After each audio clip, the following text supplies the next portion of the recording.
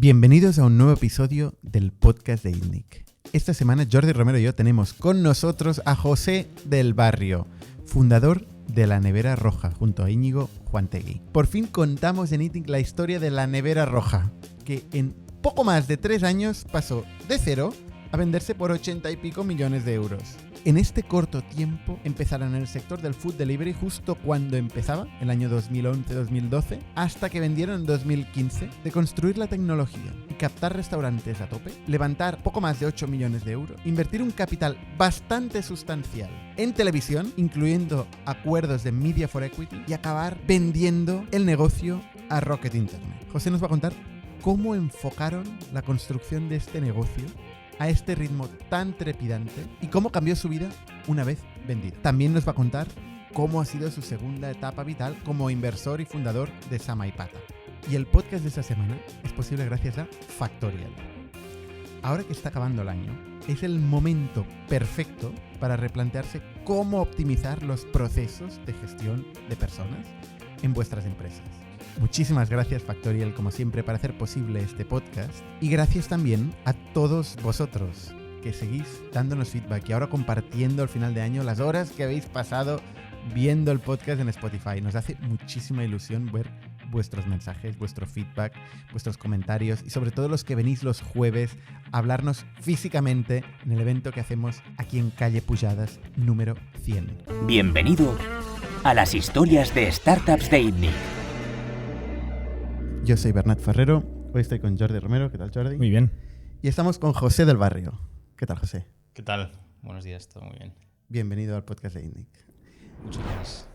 Tú eres fundador de La Nevera Roja, que es un caso aquí sonado en España que en 40 meses pasó de cero a venderse por 80 y pico millones de euros, ¿no? Y después de esto montaste un fondo de inversión. Y si no recuerdo mal, habéis gestionado más de 150 millones de euros. Correcto. Invertís en primeras etapas de startups, ¿no? Eso es uno de los fondos grandes en España, porque no hay fondos de billions en España, ¿no? Con lo cual, estáis en la franja alta de los fondos de Venture Capital. Vamos a entrar en la historia de La Nevera Roja, porque es una historia que no hemos contado. Mira que hemos contado historias aquí en ITNIC, pero no hemos contado nunca la historia de La Nevera Roja. ¿Qué pasa ahí? ¿Cómo empieza La Nevera Roja? ¿Por qué os metéis en este sector tan agresivo, que en aquel momento había Just Eat, ¿no? De food delivery? Decidís meteros a entregar comida a domicilio. Bueno, primero comentar que en aquel momento era un poco diferente el sector, no era ni largo lo competitivo que es ahora. Al contrario, o sea, realmente la competencia era casi nula. Y aquello surge, de hecho, de darnos cuenta, en concreto darme cuenta yo, como parte de un proyecto que estaba haciendo de consultoría. Yo antes trabajaba en Price y estaba haciendo un proyecto para una empresa que todo el mundo conoce de comida a domicilio, de pizzas, que quería salir a bolsa, y como parte de ese proyecto me di cuenta que el canal online de la comida a domicilio había pasado de 0 a unos cuantos puntos porcentuales en nada de tiempo, ¿no? ¿El online de pizzas o de comida a domicilio? Comida a domicilio, pero en aquel momento la gran mayoría era pizza. 2010-11 estamos hablando. Estamos hablando de la prehistoria, efectivamente, 2010. Vale. 2010. Entonces, en aquel momento el canal online era una novedad. Y de hecho, el hecho de pensar en una aplicación en el móvil, claro, que te permitiera pedir comida a domicilio. Esto era web, no era ni aplicación. Claro, era la web de Telepizza, por decir una marca cualquiera. Por decir una marca cualquiera. y entonces, estamos de hecho planteando si lanzar una versión WAP en el móvil, ostras, que algunos recordaremos de aquella época, y de hecho lo tenían esa versión, y dijeron, y me acuerdo que en aquel momento pensaban si tenía sentido una aplicación móvil, ¿no? Pero en el sentido, ahí estábamos, o sea, tener una aplicación móvil era algo innovador y algo futurista, ¿no? 2010. Pedir comida a domicilio a través de online también era algo innovador, un poco para situarnos donde estábamos, ¿no? Entonces yo lo que veo es que el canal online de repente crece mucho y pasa a pesar de 0 al 5% o algo así en muy poquito tiempo, y que la gente que prueba el canal online no vuelve al offline, ¿no? Y entonces, como parte de ese proyecto, hablando con los ejecutivos de la marca, les digo, oye, en el momento en el que el mercado de la comida a domicilio pasa a ser online, el líder no va a ser una marca con una sola categoría. El líder va a ser un agregador, ¿no? Esa era la idea inicial, ¿no? Entonces, de hecho, igual tendría sentido que lo construyerais. vosotros, ¿no? Evidentemente, en un proceso de reflexión sobre si tener aplicación o no, lo de montar un agregador suena ya incluso a ciencia ficción, ¿no? Y entonces, como consecuencia de ese proceso, empiezo a echar un vistazo a otros países y tal. Hablo con mi compañero de la época, Íñigo Juantegui, en Price, que era compañero y mejor amigo mío en Price, y le digo, oye, tío, aquí hay algo que se puede hacer. Esto tiene sentido, en otros países está ocurriendo, año 2010, en Estados Unidos. Bueno, en un primer momento pensábamos que habíamos inventado la idea, que eso pasa mucho. Luego te das cuenta que hay pasa unos tíos, poco, lo de inventar algo desde cero pasa poco. Luego te das cuenta que hay unos tíos en el norte de Europa o en Estados Unidos que llevan 10 años haciéndolo y les va muy bien. Y entonces pensamos en lanzarlo. Esto es año 2010. Just Eat, ¿qué estaba haciendo en España en ese momento? Just Eat nace en Dinamarca 10 años antes, le va razonablemente bien, lanza en Londres, en Reino Unido, 5 o 10 años más tarde, levanta dinero de Index en aquel momento, en 2010 más o menos, y empiezan a pensar en expansión internacional y llega justo a España en 2010, 2011. Estaba llegando a España en ese momento. Llegó 6 meses antes de que nosotros lanzáramos, más o menos. Vale. Y entonces, de hecho, estábamos en ese proceso de ¿nos dejamos nuestro trabajo, no dejamos nuestro trabajo?, en ese momento de duda, y de repente vemos que llega Just Eat y decimos, ostras, que se nos pasa el arroz, ¿no? Y entonces fue un poco... Hay gente que dice, viene Just Eat, no dejo el trabajo, vosotros dijisteis, viene Just Eat, dejo el trabajo. Exacto, es el momento. Vale. Y además es gracioso, porque en España en aquel momento estaba en recesión, parece que estaba saliendo en verano, en principios del 11, y justo llega enero de 2011, que era cuando nosotros dejamos el trabajo, y ¡pum!, vuelve otra vez a la recesión. Que el resto de economías más o menos salieron de la recesión más o menos lineal. España volvió a entrar en recesión después. Entonces dijimos, vaya, igual no era el mejor momento. Eso de dejar el trabajo para montar un negocio, ¿de dónde te viene? Porque tú tienes familia emprendedora, ¿habías visto alguna referencia? ¿Alguien emprendedor cerca tuyo te había inspirado? Sí, o sea, yo tengo familia emprendedora, mis abuelos, mis padres de alguna forma, entonces de alguna manera yo siempre había pensado en que me gustaría emprender y que veía lo de pasar por consultoría un poco como ir a la mili, que yo siempre digo, ¿no? Pasas unos años ahí a aprender algo, vienes de la universidad un poco tocado. Yo estudié ADE y Económicas en Madrid. Y al salir de la universidad digo, oye, no tengo ni idea de nada, voy a empezar a trabajar en algo para aprender, ¿no? Voy a ser consultor de cosas en las que no tengo ni idea. Tal cual. Exacto. Así aprendo. Y así aprendo. Y encima te pagan por ello. Entonces, pues eso. Fueron 4 o 5 años más o menos hasta que sucede esto que acabo de comentar. También trabajé repartiendo pizzas antes de en la universidad, como anécdota, y vete tú a saber si eso tuvo algo que ver, ¿no? Pero bueno, en 2011, en principios del 11, decidimos dejar nuestro trabajo, Íñigo y yo, y lanzar la Nevera Roja. ¿Metéis pasta? Metemos todo lo que teníamos. De hecho, yo tenía algo de dinero ahorrado, Íñigo no, lo tuvo que pedir prestado, y metimos unas decenas de miles de euros, que era lo que teníamos ahorrado de nuestro trabajo. Decenas de miles. ¿Esto son 20.000 euros? Algo así, 20, 30 o algo así. ¿Cada uno o entre los dos? No, entre los dos. Era un mega bootstrap. Pero ahí tendríais 20 largos, ¿no? O 30. Yo tenía 28, Íñigo tiene uno menos que yo, 27. Y no había ninguna app con la que pudieras pedir comida, porque yo estaba pensando App Store de iPhone, ¿no? Que es el que empieza esto, 2008, mitad de 2008. Y aquí estamos hablando de 2010-11. Apps no había, y lo que había era, Telepizza tenía un canal online, una web que ya empezaba a funcionar, una web, y una aplicación web, que supongo que nadie usaba. Nadie, seguramente. Seguramente. Y luego, webs de comida a domicilio, en aquel momento llega Just Eat, y había un competidor español que dura muy poco, que se llama Sin Delantal, pero que en el momento lo estaba haciendo muy bien. Correcto. Y que al año lo compra Just Eat, al año de empezar nosotros, más o menos. O sea, fue todo, pero que estaba empezando, el sector no existía. Entonces, por eso lo que hablabais de competido, en realidad no era competido en aquel momento. De hecho, tenías que ir al restaurante y contarle la película porque era nuevo, ¿no? No es como ahora. ¿Solo se podía comprar por app? No, nosotros empezamos con la web vale. Y lanzamos la app 2 o 3 años después, que fue un acierto. Sí, porque la app todavía no tendría tanta penetración en aquel momento. Exacto. Ese era el problema, que era mejor. Y más la App Store de Apple. O sea, que todavía sigue siendo una parte minoritaria, en aquella época era ínfima. Era ínfima. De hecho, nosotros cuando pichamos la Nevera Roja contábamos en plan futurista lo de y va a haber una app en la que puedas pedir comida a domicilio. Para que veamos, o sea, en aquel momento lo diferente que es al momento actual, que ahora se ve evidente, ¿no? Que tiene que haber una aplicación para pedir comida a domicilio. En aquel momento era como novedoso. ¿Vale? ¿Y hasta dónde os llevan estos 20.000 euros? Muy poco, levantamos luego unos cientos de miles de angels, friends and family, que nos permiten poco más o menos lanzar la web. En aquel momento lo de Lean, o sea, nosotros no habíamos emprendido antes y lanzar las cosas yo creo que eran un poco más complicadas que ahora y nos costó unos cuantos meses lanzar una web básica. Hasta, bueno, pues casi 9 meses, 8 meses, algo así, que fue muchísimo, se nos hizo eterno. ¿Teníais CTO, alguien desarrollador dentro de casa? ¿O? Teníamos como consultores que no venimos de la parte técnica, las subestimamos completamente. Pensábamos que esto contratas a un programador y te lo hace y nos dimos cuenta luego que no, que esto era un tema serio y tardamos 1 año y pico hasta que tuvimos un CTO, 1 año y medio, que fue un error de libro, vamos. ¿Empezasteis con una agencia? No, con con una agencia y un desarrollador. Vale. Más o menos junior, que nos permitió sacar algo, pero lo tardamos muchísimo. Y luego necesitabais un catálogo de restaurantes también. Porque estás hablando de sacar una web, pero ¿qué vendes en la web?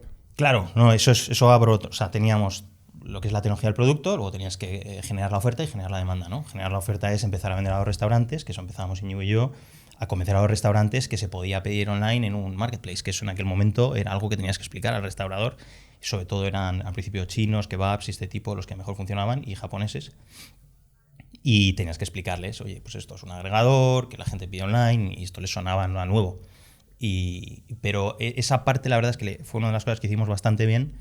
Reducimos mucho las barreras de entrada y la forma que teníamos de captar restaurantes era muy diferente a nuestros competidores. Nuestros competidores utilizaban el típico approach de tío con maletín, restaurante por restaurante, un proceso carísimo, etcétera, y nosotros dijimos, oye, esto vamos a hacerlo 100% online, 100% a distancia y a lo bestia, si quieres, ¿no? En plan, muy, muy rápido, ¿no? Teléfono. Y utilizábamos, sobre todo en aquella época, era sobre todo teléfono. Y de hecho Email a un kebab, difícil. Exacto. No, el nivel de digitalización era alucinante. Muchos no tenían ningún aparato electrónico en el restaurante en aquella época. O sea, ni POS, ni nada de nada. Entonces, bueno, ese proceso de evangelización empezamos a hacerlo poquito a poco, como siempre, pero llegó un momento, creo que fue en el año 2, que en un solo mes captamos 500 restaurantes, que era lo que había tardado Just Eat, que era nuestro compañero directo, 2 o 3 años en captar. Y esto fue a base de, por un lado, diseñar un proceso de captación de la oferta muchísimo más escalable y mucho más eficiente, y por otro lado empezamos, que lo podemos comentar luego, que fue una de las claves del éxito, a generar demanda con canales de captación pues que llaman above the line o pues televisión principalmente, y unidos esos dos, digamos, canales de captación para oferta y demanda, pues nos permitió crecer de forma muy muy rápida y posicionarnos como líderes cuando éramos un enanito 1 año antes, digamos. Porque el primer año, ¿qué pasa? ¿Estáis ahí con la web? A duras penas lanzamos la web. Literal. Pero, ¿y captáis restaurantes? Y captamos restaurantes. ¿En Barcelona o Madrid? O... Empezamos por las ciudades, grandes, pero a diferencia de nuestros competidores, lo que tratamos es de agregar todos los restaurantes del país, ya fueran clientes o no. En los que fueran clientes podrías pedir online, en los que no tenías el menú y cargar por teléfono. Y entonces, como no teníamos la parte logística, que es una característica de los agregadores, digamos, de segunda generación, tipo Globo, etcétera. Pues empezamos. No teníais. Claro, eso lo tenía que haber explicado de inicio. Nosotros pertenecemos a la primera generación de marketplaces de comida a domicilio, que nacen en el 2000, que no proveen la parte logística. Entonces, lo que hacen es agregábamos restaurantes que ya tenían servicios de comida a domicilio. Vale. Y los unit economics eran totalmente diferentes a los de segunda generación, que lo que decían es, oye, el mercado de comida a domicilio es 5, pero el resto de los restaurantes es 100. Vamos a proveer de esa logística a esos otros 95 para ampliar muchísimo el mercado. Por eso erais chinos, kebabs y tal, porque son los que tenían ya y pizzas, ¿no? Tal cual. Flotas era de pizza, motos. chinos, kebab. Pero sobre todo, por eso respondían al teléfono. Claro, porque estaban acostumbrados a recibir pedidos por teléfono. Los pedidos por teléfono. Porque es que yo veo la gran dificultad, eso que dices, nosotros éramos muy lean llamando y no teníamos que visitar físicamente el restaurante, pero es porque eran restaurantes que estaban acostumbrados a operar por teléfono. Supongo que eso jugó a favor sí, supongo que eso jugó a favor, y el hecho de que empezamos a construir una marca. O sea, al final, el modelo de incentivos para ellos era muy sencillo. Es, oye, yo te voy a traer pedidos a éxito, si no te traemos nada, no te cobramos nada. Entonces eso mejoraba bastante la venta, mientras que nuestros competidores sí que pedían un fee inicial, etcétera. Entonces nosotros reducimos muchísimo las barreras de entrada y por otro lado, en el momento que empezamos a construir marca con medios abonamental, en el momento que te ven en la tele, decían, anda. Pero ese es pues el la segundo tele. momento, ¿eh? O sea, el primer momento dices, te vamos a tener pedidos de éxito, pero existe una canibalización de su propio cliente, porque de alguna forma, y más cuando empezaron a aparecer las pegatinas, que luego iremos a las pegatinas, Sí. pues tú llegabas ahí y decías, hostia, la nevera roja. Entonces, igual ya al siguiente lo pedías de la nevera roja, pero lo habías visto en la localización. Ujú. Sí, eso a nosotros nos preocupaba al principio, pero la realidad es que no era un gran problema. ¿Para ellos no? Para ellos no, porque entendían que de alguna manera tú les ibas a traer clientes online que ellos si no hubieran captado. Entonces era Pero en otro aquel tipo de momento, el cliente. primer año, todavía no sabéis de dónde le sacaríais los clientes. No teníamos ni idea, pero evidentemente nuestro pitch era vamos a conseguir clientes online. Y es cierto que al final lo conseguíamos mucho performance, era SEO SEM la mayoría de los clientes al principio. Vale. En la medida que fuimos saturando los canales SEO, SEM, email, etcétera, es cuando empezamos a invertir en medios más, si quieres, masivos, tipo tele, etcétera, y ahí es un poco diferente, ¿no? Pero fuimos en SEO SEO SEM SEM. es búsqueda de chino, Era sobre todo Madrid, eso. a domicilio. Chino, Fundamentalmente. Chino, Madrid, domicilio. En aquel momento era alguien, tenía intención de comprar por teléfono, buscaba en Google, chino Leganés o donde sea, Barcelona, y acaba en la web y acaba pidiendo online. Ese era el canal, ese era el user. ¿Mayormente Customer SEO Journey. o mayormente PPC? Básicamente mitad y mitad, yo creo. Era muy importante ambos. Empezamos en orgánico, pero no teníamos dinero para pagar SEM y luego fuimos metiendo SEM según íbamos teniendo algo más de fondos. Qué suerte no tener dinero, ¿eh? Sí, Porque si hubieras empezado haciendo pago ya nunca haces orgánico. exacto. O sea, al final, uno de los aprendizajes fue ese. No teníamos un duro durante los primeros 3 años, no teníamos nada de recursos y hacíamos las cosas ultra eficientes con un equipo minúsculo y utilizando los canales más eficientes. Según fuimos teniendo acceso a más financiación, Vas empeorando. Vas evolucionando. Sí, de alguna forma sí, en términos marginales sí, pero vas siendo más grande, ¿no? Vas consiguiendo volumen. Y en esta dicotomía entre capilaridad, tener más zona o densidad en un barrio, por ejemplo, ¿dónde estabais vosotros? Porque al ser más nicho de gente que tuviera ya delivery, ¿era relevante esto?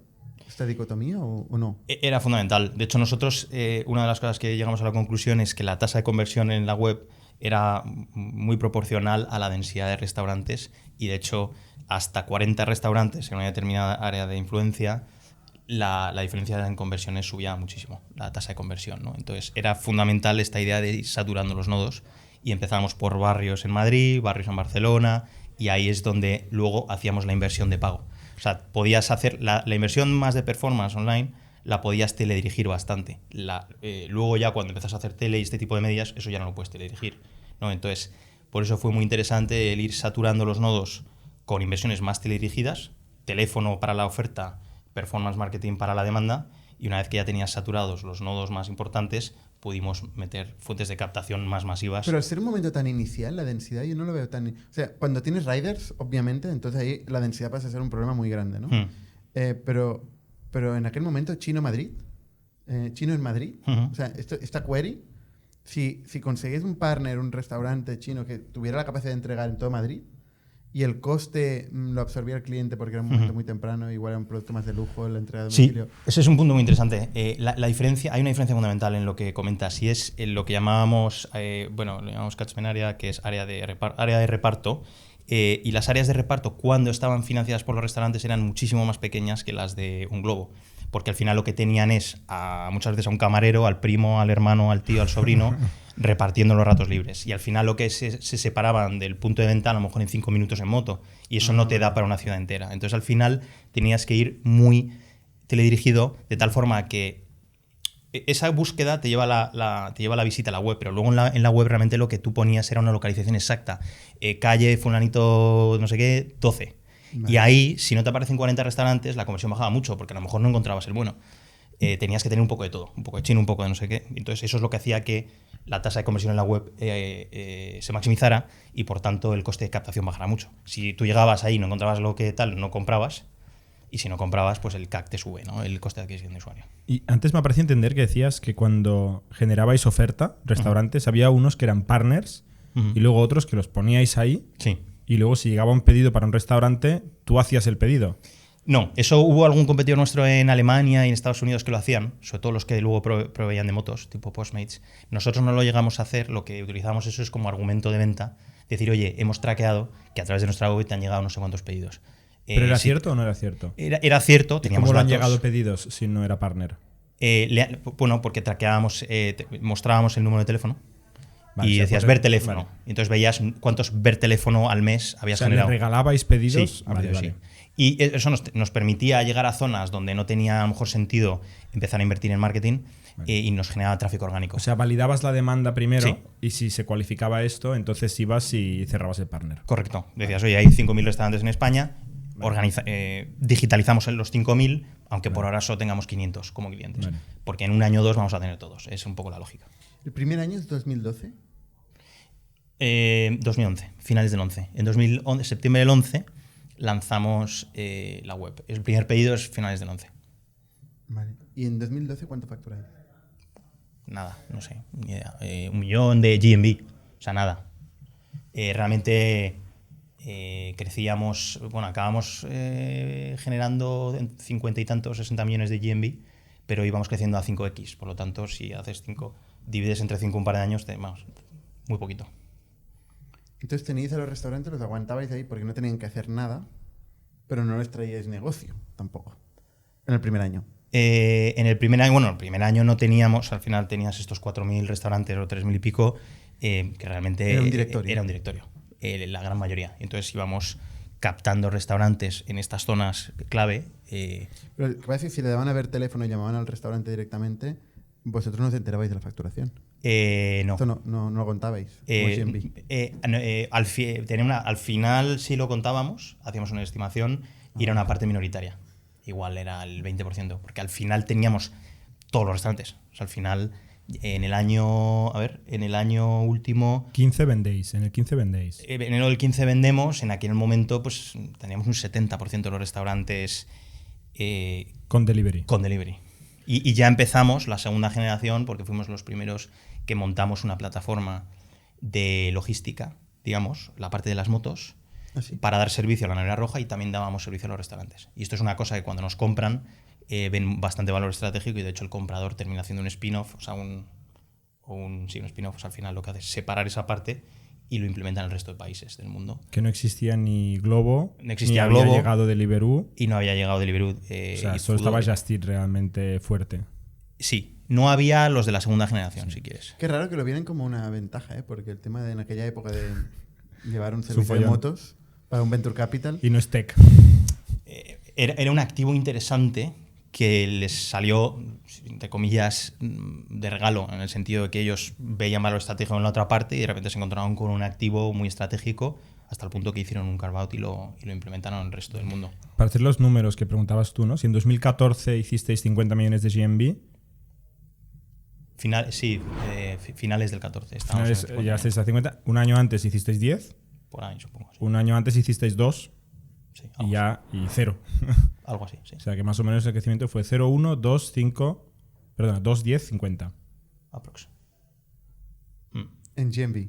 en GMV. Pero no esto no era net revenue. El net revenue de eso pues es un 10%, depende de cómo lo calcules, con sin descuentos, etcétera. O sea, Para la gente que nos escucha, el GMV es lo que facturan los restaurantes. Correcto. ¿No? O sea, vosotros le cobrabais una comisión al restaurante que era aproximadamente La media ya está en el 10, en el 10. Sin logística. sin logística. O sea, primer año 100.000, luego 200.000. ¿El primer año ya era 10 o la comisión evolucionó? En torno al 10. De hecho, lo intentamos cobrar un poco más al principio. Pero no. Porque sí que no da para pagar muchos gastos. Nada, Hasta que no tienes bastante volumen. Tienes que ser gigantesco para que esto funcione. Y en el exacto. Y de hecho, sí. O sea, el año 2014, luego iremos, pero el último año era un año de 50 millones de GMV, que son 5 millones de ventas para vosotros. Sí, a finales de año estaríamos en ese entorno. Más o menos. Y aquí está el gran tema, del múltiplo de la hostia, ¿no? que conseguisteis, ¿no? De 80 y pico millones de euros con 5 millones de ventas netas. Sí, de hecho no creo que llegara a 5. Sí. El tema es ahí, y a lo mejor haciendo un poco, rebobinando mucho hacia adelante, ¿no? La historia, ahí la clave, o sea, al final el contexto es el siguiente. En verano del 14 salen 2 empresas de comida a domicilio a bolsa. una Estados Unidos, que es GrabHub, que era un clásico de Estados Unidos, que empezaron... Perdona, Seamless y GrabHub, que se habían unido, ¿vale? Seamless estaban desde el 2000, eran los líderes de Estados Unidos antes de que nacieran los DoorDash y todos estos, ¿no? Entonces salen a bolsa en verano. Y en Londres sale Just Eat también a bolsa. Y todos levantan pues de 1.000 millones o algo así, ¿no? Y en paralelo había 2 alemanes intentando salir a bolsa el año siguiente, ¿vale? Y luego un holandés. Y esto sin contar en China, que había otra película, ¿no? Entonces, lo que había ocurrido en los 5 años anteriores es, vienes de un periodo más o menos de crisis en el que no existía esta categoría, y en 4 o 5 años la economía global en general evoluciona de forma muy positiva, la categoría explota y salen a bolsa de repente 2 y quieren salir otras 2. Entonces, en un negocio en el que es un poco mucho winner take all, ¿no? Un poco take it all, que es básicamente economías de escala son muy importantes. Son muy importantes y hay al final el ganador se lo lleva todo o casi todo. Y de hecho los múltiplos de valoración del segundo y el tercero son muchísimo menores que el primero, ¿no? Por diferentes razones, economías de escala, etcétera. Entonces, con ese racional de que tienes que ser muy grande, no solo a nivel nacional, sino a nivel local, pues hay una guerra por liderar cuantos más países mejor. Entonces al final España estaba, pues según como lo calcules, entre el 12 y el 16 del mundo, y de golpe tener una posición de liderazgo en España tenía mucho valor estratégico para todas estas compañías, ¿no? Entonces ellos salen a bolsa y dicen, oye, yo quiero contar la historia que soy el líder global o líder continental. Para ello, pues tengo que ser líder en las economías grandes, ¿no? Y para ello, pues voy a ver quién está liderando, ¿no? ¿Qué pasa? Que justo en 2014 nosotros adelantamos a Just Eat. Entonces ellos salen con una historia de voy a ser líder en todas las geografías, y de golpe en España hay unos tíos que han levantado muy poquito dinero, hemos levantado en aquel momento 6 o 7 millones y nos están pasando por la derecha, ¿no? Entonces para Just Eat eso generaba un problema relevante para todo su equity story, ¿no? La historia que contaban. Cuando dices que los avanzasteis, ¿en qué sentido? ¿En ventas? ¿En GMV? GMV, notoriedad de marca, número de restaurantes. Ya te digo, nosotros captamos en mayo, recuerdo en mayo, hicimos una campaña de televisión en mayo del 15 y captamos más restaurantes que ellos en un mes. O sea, en un mes captamos más restaurantes que ellos en 2 años y pico. Pero no era en GMV, yo creo, ¿no? Era en a finales de año. A finales de año, yo creo, es difícil, yo no tengo los datos de Just Eat. Pero son públicos, ¿no? Los datos de Just Eat. A nivel España. Datos, puedes... En España es más difícil. España. No, en España, a finales de 2000, a finales del 14, nosotros debíamos estar por encima desde luego no tenía marca restaurante y todo eso seguro. Y en GMV yo diría que también. Y en crecimiento muchísimo más. De hecho, por eso Just Eat nos viene a ver y decir, oye, nos intentan comprar en varios meses, nos persiguen y nos intentan comprar varias veces porque no podían permitirse eso, ¿no? Volvamos a la ejecución. O sea, año 1, vale. Construimos la web, tal. Año 2, o sea, ¿qué es lo que pasa a continuación? ¿Cuáles son las etapas del negocio? ¿Cómo crece? ¿Cuáles son los puntos clave? Para nosotros fue un proceso de aprendizaje de cómo ir generando ambos lados del marketplace, cómo captar restaurantes. ¿Cuál os preocupaba más? ¿El restaurante? Al principio no lo teníamos claro cuál era más importante, luego nos dimos cuenta claramente que el reto más complicado, de largo y más costoso iba a ser la demanda. Y a lo mejor nos tiramos 1 año o 2 años para realmente entender que ahí estaba el reto, que la oferta iba a entrar más. Habíamos encontrado un método para que entrara de forma bastante barata y escalable. Esto que habíamos hablado antes de básicamente telesales, etc. Pero era outbound. Una estructura era outbound. Tienes por un lado una estructura de incentivos diferente a los competidores, porque ellos sí que cobraban una serie de fees de entrada, etcétera, etcétera. Nosotros reducíamos las barreras a tope y utilizábamos televenta outbound, ¿no? Eso desde el lado de la oferta. Y eso nos daba muchísima más velocidad en ese lado. Y luego desde el lado de la demanda, una vez que habíamos controlado los diferentes métodos de captación más teledirigidos, si quieres, empezamos con el tema de la televisión, que fue un éxito rotundo. Pero esto fue ya el año 3, ¿no? Esto fue, ya me hago mayor. A ver, esto fue principios del 14. Claro. Finales del 13. Claro, por eso yo todavía estoy en 12 y 13. ¿En 13? Finales del segundo año empezamos con estos medios más, si quieres, above the line o masivos. Y, o sea, ¿hasta qué momento no habéis levantado dinero? Para hacer televisión hay que tener pasta. Exacto. Y es otro juego la televisión. Correcto. Empezamos la tele cuando levantamos nuestra primer ronda gigantesca por aquella época, que era de 1 millón, y que nos pareció un montón. Y empezamos a hacer pruebas con la tele en ese momento, finales del... Pero, ¿tele gran consumo? Una campaña bien hecha de Telepizza, por ejemplo, de gran consumo, ya te cuesta 1 millón de euros. Correcto. No, empezamos con campañas del tipo, eran otros tiempos, pero empezamos con campañas tipo 10.000 euros, 15.000 euros en televisión local. Y lo testeamos de esa forma. ¿Telemadrid? Sí. ¿Y funcionaba? Y nos funcionó. Empezamos a ver ciertos indicadores de que eso tenía sentido en aquel momento. Hacemos primero muy teledirigido en aquellos lugares donde teníamos más densidad de restaurantes y más densidad de usuarios, porque al final la tele no solo te ayuda a captar a los usuarios, sino que te ayuda a que los que ya lo conocen repitan y por lo tanto funciona en canal de forma más eficiente. Empezamos ahí y decimos, oye, esto parece que está funcionando, ¿no? Mejoraba las búsquedas de marca, mejoraba también la conversión en captación de restaurantes, etcétera, etcétera, ¿no? Te daba credibilidad. Eso empezamos ahí y decimos, oye, esto parece que funciona. Y doblamos en regional, volvemos a doblar en regional y luego venimos a Barcelona, aplicamos el mismo playbook con las regionales de aquí, que TV3 y la otra, ¿no? 8TV, ¿no? Creo recordar, no sé, ya de aquella época. Sí. Me suena prehistórico. Es que la tele ya suena prehistórica en prehistórico, general. Sí, desde luego. De hecho, me siento muy abuelo ahora contando esto. Entonces, empezamos de esa forma. Entonces empiezas con un presupuesto de 10, pero claro, al mes siguiente dices, oye, esto tiene sentido, doblas, vuelves a doblar.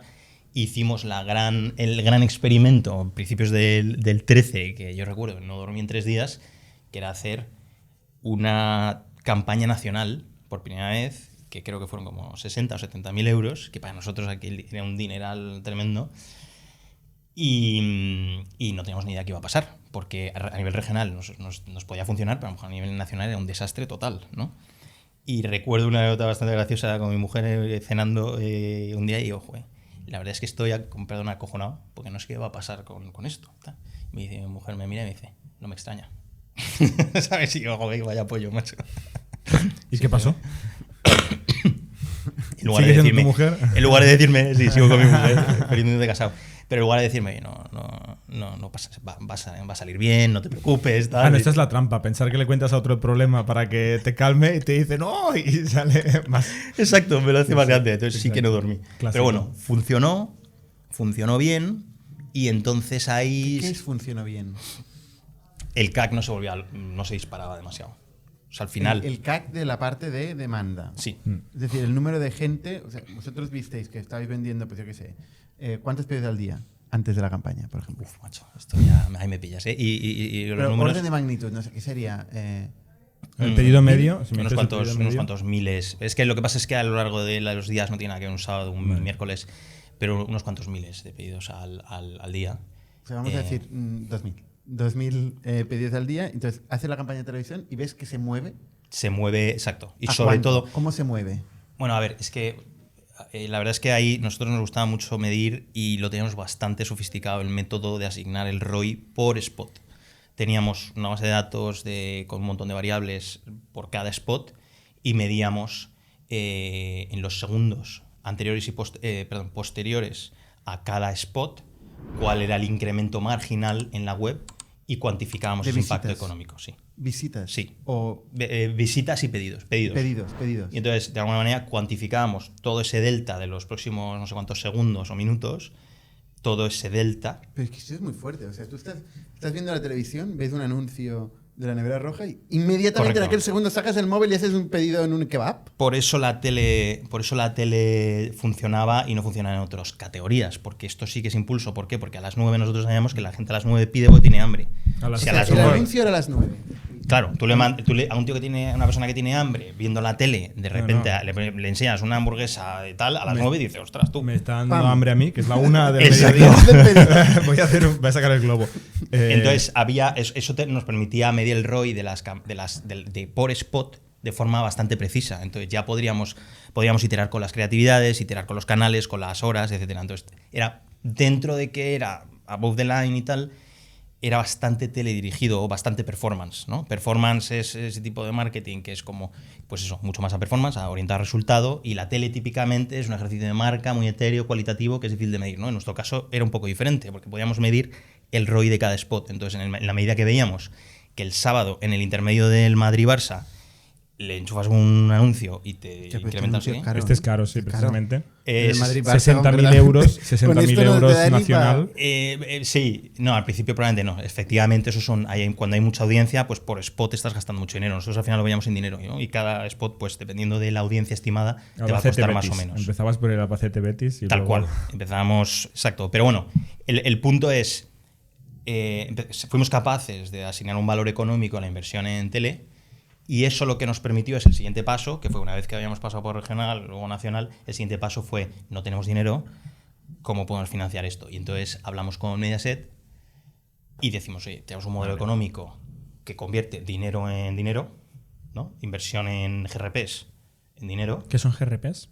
Es la medida que utilizan no me acuerdo de las siglas, es la unidad de medida De la tele. impacto de la tele. Que se mide, tendría que volver a repasar, esto estamos hablando de hace casi 10 años. Entonces, Sí, es como se mide Gross la Rating audiencia. Point. exacto. Entonces al final es, a ti lo que te cobran en la tele es a tanto el GRP, como a tanto 100 gramos de pollo, digamos, en la carnicería, pues a tanto el GRP, y luego nosotros lo que éramos capaces de convertir esos GRPs a CAC, ¿no? A nuevos usuarios, ¿no? Entonces, de alguna manera, llegamos a un acuerdo con Mediaset, que no fue fácil, porque a los socios les sonaba un poco raro, a los inversores actuales era, estos señores, en lugar de poner dinero en la compañía, van a poner GRPs. Y para muchos es, oye, macho, ¿Y esto por es como... qué hacer esto y no levantar pasta y pagarlo? No teníamos capacidad. O sea, no ¿De levantar pasta? no levantamos dinero de VC, ni un euro. En aquel momento recordemos que en 2011 los inversores en tecnología en España los visitabas en una mañana en Madrid y otra mañana en Bueno, Barcelona. pero es que estamos ya en 2014, ¿eh? 2000, inicios del 14. En inicios del 14, fondos por encima de 30 millones, a lo mejor había 2 en España. ¿Y por qué en España? ¿No salisteis a hacer un roadshow, por ejemplo, en Londres? Buen punto. Inversores en España había bastante. Probablemente teníamos que haber intentado más. Nosotros teníamos, al ser un producto que todavía estaba solo en España, y nuestro siguiente país era Italia, porque la competencia en otros países, o sea, en Reino Unido, etcétera, era muy complicado entrar. Para un inversor internacional era algo, era una inversión complicada. Teniendo en cuenta que si estás pensando que hay unos tíos en Alemania y en Reino Unido y en Estados Unidos que te están cubriendo el resto de geografías grandes, el play para un VC no era obvio. Un líder en España, O sea, en vosotros Italia, ¿no? intentasteis pitchearle a varios VCs o inversores en España y A visteis... A todos. Todos. Que no ¿Y eran tantos. ¿No os invirtieron? O sea, ¿qué buscabais en aquel momento a nivel de pasta? Pues desde que empezamos varios cientos de miles hasta que vendimos la última ronda levantamos 5 millones y no fuimos capaces de levantar. O sea, en 2011 empezáis con 20.000 euros, luego en 2012 200.000 euros, no sé, 300.000 euros en Friends and Family. Sí, luego la primer ronda, si quieres, vamos a llamarlo más seria, fue a finales del 13 de 1 millón. De 1 millón. Finales del 13. ¿Con quién? Entra un family office que pertenece a Nicolás Luca de Tena y él invierte 1 millón y luego hacemos, en los últimos 18 meses levantamos 8 millones en total. Hacemos una ronda de 1, 6 meses más tarde una de 2, 6 meses más tarde una de 6, más o menos. Que ahí es donde entra Mediaset. ¿Y la de 2? La de 2 fueron los mismos, internos más el mismo family office. Y luego ¿Y ya... eso no os cuesta mucha dilución? ¿Este proceso? Depende cómo lo mires. Como al final fue una historia corta, la dilución total no fue muy grande, pero...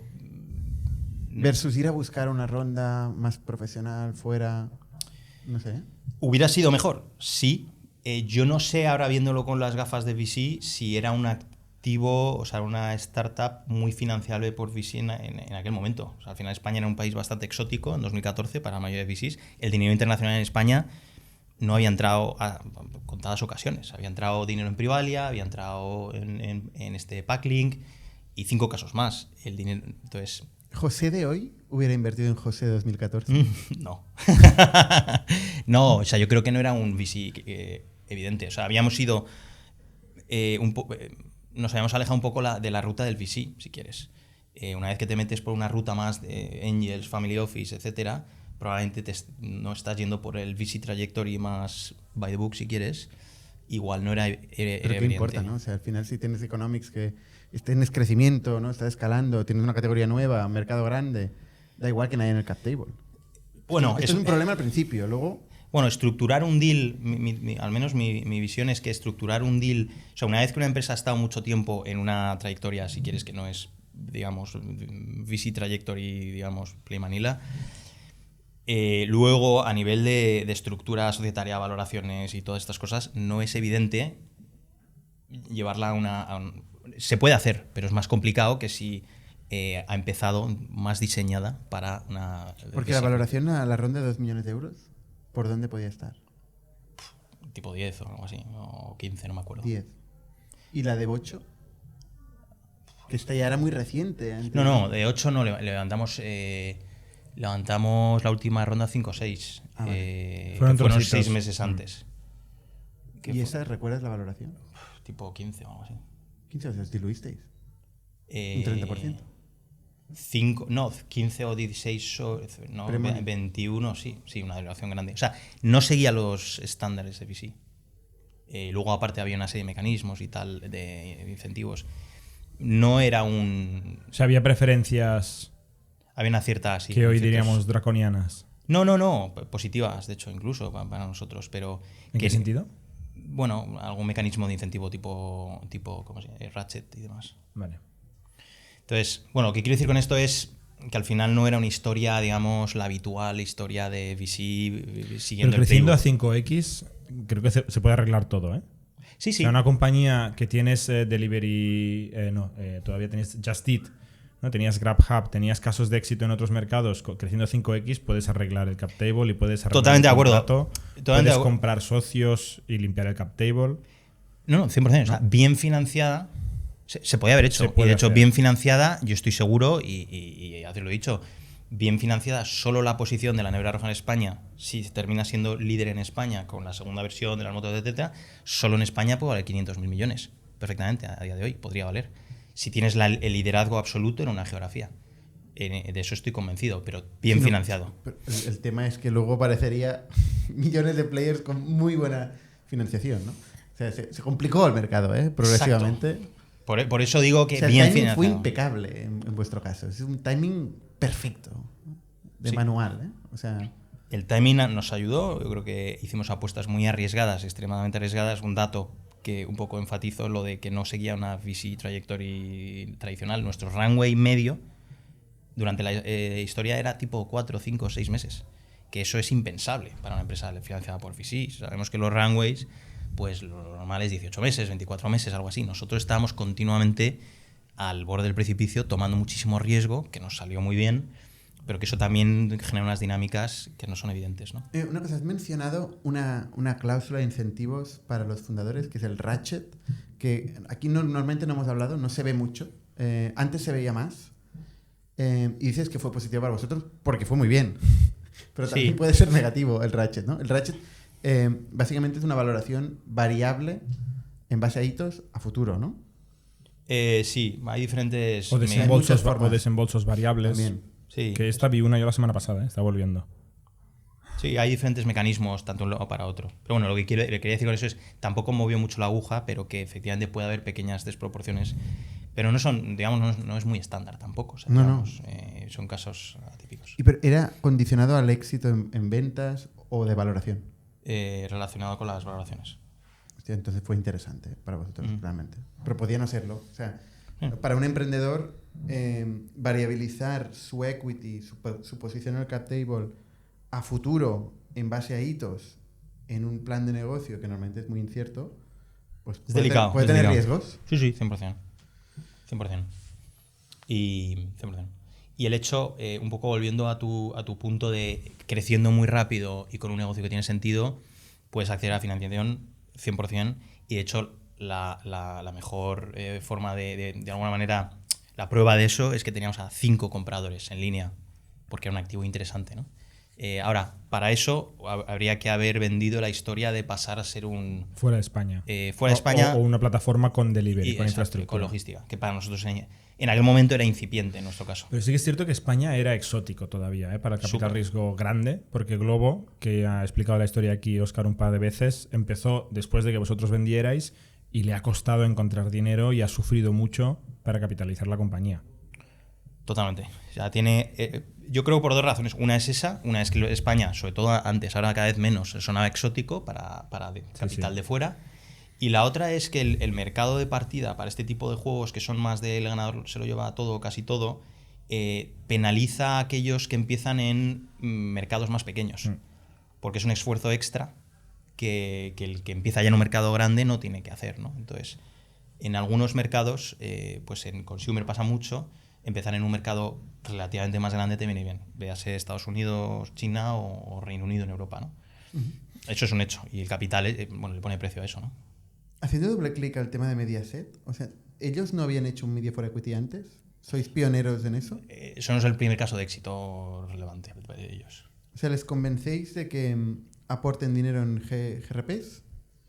Ellos lo tenían estructurado ya el concepto y habían hecho inversiones en Media for Equity, pero la nuestra fue la primera vez que primero tiene éxito y que estaba estructurada de una forma a lo mejor un poco más refinada, si quieres. Es una negociación complicada, yo lo veo, porque bueno, uno vende las valoraciones de startups por un lado, el otro te vende la televisión que no se mide nada, o, bueno, no, nosotros sí, pero nadie más. No, nuestros socios decían, oye, yo he puesto dinero de verdad y estos señores van a poner dinero del Monopoly. Claro. Y es como... ¿Pero los GRPs tienen un precio muy variable? ¿O puedes llegar a una conclusión de decir, oye, en realidad están metiendo 100.000 euros o 1.000.000 de euros? En teoría, y de hecho lo hicimos a posteriori, se puede pedir auditorías para ver cuál es el valor económico en el mercado de esos GRPs. Ahí nosotros decíamos a priori y a posteriori. A priori una negociación que tenía un buen descuento, negociamos un buen descuento sobre el precio de mercado. Sobre el precio Monopoly había un muy buen descuento. Sí, o sea, la valoración era la misma que la nuestra y luego había descuento si lo comparas con el... Si estas empresas están pagando 100 por el GRP... Claro, eso es lo que quiere decir. Si tú vas a Mediaset y le compras el mismo número de GRPs, ¿tienes idea de lo que te costaba eso? A nosotros, en su momento, el auditor que nos lo hizo a posteriori, bueno, un socio que no terminaba de verlo, nos salían descuentos del 30, 40, 50%. Y de hecho fue una de las razones por las que fuimos capaces de sobreinvertir. Y por eso también en el caso de Just Eat pues estaban muy nerviosos. Es decir, oye, estos tíos nos van a pasar por encima, porque tienen realmente una ventaja competitiva en captación de usuarios, ¿no? Pero Just Eat podía ir a Mediaset o a un competidor de Mediaset con el mismo dinero equivalente en GRPs y comprarlos, ¿no? Sin descuento, sí. Y no es evidente cuando... O con descuento al final, porque Mediaset porque te da eso con descuento y sin liquidez, ¿sabes? O sea, si alguien viene con cash, no sé yo si no tiene descuento, ¿eh? La gente le gusta el cash.